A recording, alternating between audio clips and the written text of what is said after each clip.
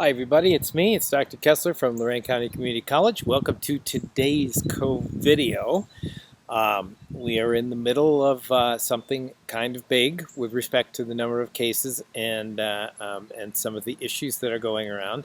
So I'm going to try to lighten things up a little bit and talk about some optimistic kinds of things. Because I think I think there is reason to be optimistic despite some of the news coming out of the country right now. Yes, we are in a big upspring, but we've got some good things to talk about. First of all, my temperature today. My temperature is 97.1, and that's 36.2 degrees centigrade, and so I've been watching that very carefully.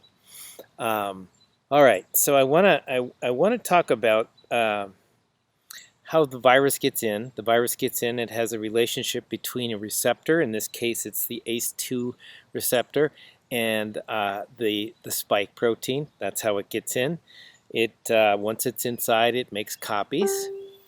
It appears, though, that something unusual has happened in the last few months with this virus.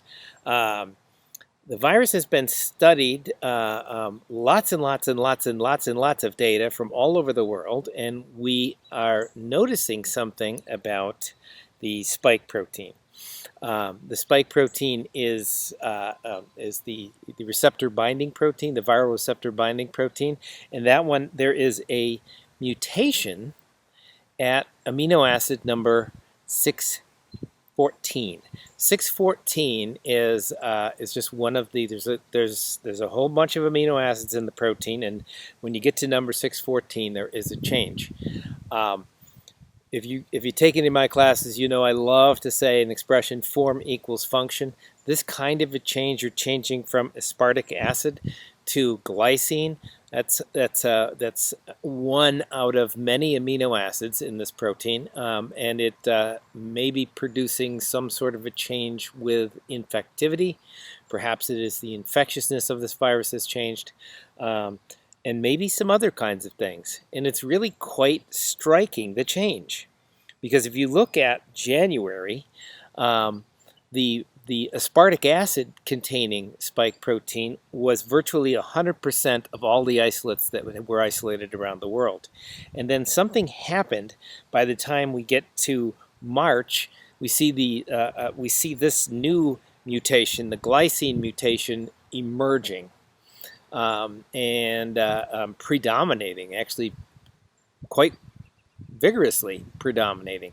So why would something be like that? Perhaps it has more fitness, perhaps it's more adapted, and certainly we see a lot of changes in the proteins in HIV. My background's HIV, and we've studied that. This is very minimal compared to what goes on in HIV. HIV is constantly changing. That's one of the reasons why many of us are still looking for a vaccine for HIV. Because of the problems that exist with the way the spike protein, the viral receptor binding protein, and how it binds. So it looks like there has been a change. Does that explain any of the recent phenomenon? The fact that we're seeing new cases in different populations and we're seeing more serious cases. I say it's very, very, very, very too premature to say. That it's very early. We have to wait and see what more information comes of this. I do want to, though, mention something. I'm going to leave you with some really kind of good news. Really, seriously, good news. We estimate that previously you've heard me say that we think that there is as many as 5 times as many people infected than actually the numbers show, and clearly that might be 10 times. According to a new study from the CDC, it might be, I might be off by a factor of 2. It might be actually 10 times more virus. And if that is the case, there very well could be like significant numbers of people having the virus at this time in the world. And so we're inching closer towards that, that point where we get herd immunity in the world. So I want to leave you with some optimism, and I want to leave you with those of you who are feeling kind of bad. We're hearing about states that are shutting down again, and it's really sad. Please, wear masks. They are very helpful. They really are helpful. I know some people don't want to, but just do it. Just wear the mask. It's not nobody's going to think any different of you if you do. If you don't, just wear the mask. That's all I'm saying. Um, People in medicine all wear masks. I'm going to tell you, they all recommend it. There's not a single one who's out there. There may be one oddball one, but I got to tell you that the predominance of the opinion is that it is a good thing. Um, all right, well, let me just tell you about some good news now. Now, I want to just point out that we're in the middle of a huge upswing of virus. The virus is moving a lot right now. But I got to tell you, I'd like to talk about Italy for a second.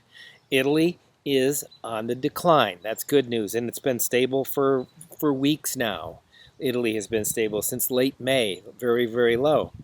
Also, Spain has been the cases in Spain have been on the decline. The deaths have been on the decline. Everything has been going very well in Spain since May, or some point some point in May.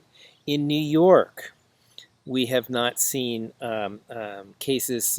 Cases have been very low for the last, I would say, month. We are in good shape there, and hopefully this will continue.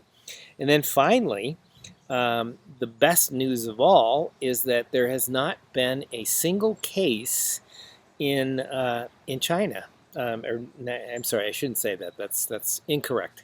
There has not been a resurgence in China for really since March. So we've got March, April, May, and now June is done today. What is that? March, April, May, June. 4 months, and China has had low numbers. I could tell you more of these stories. I think you could kind of watch them and seen them. It looks like Great Britain is getting better. It looks like Russia is getting better. There seems to be improvement.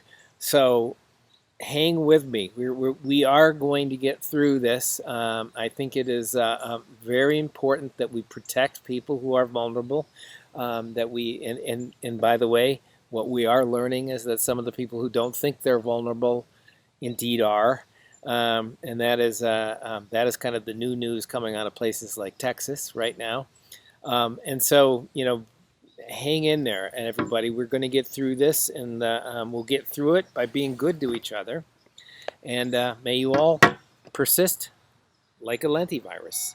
Thank you all for tuning in to today's video.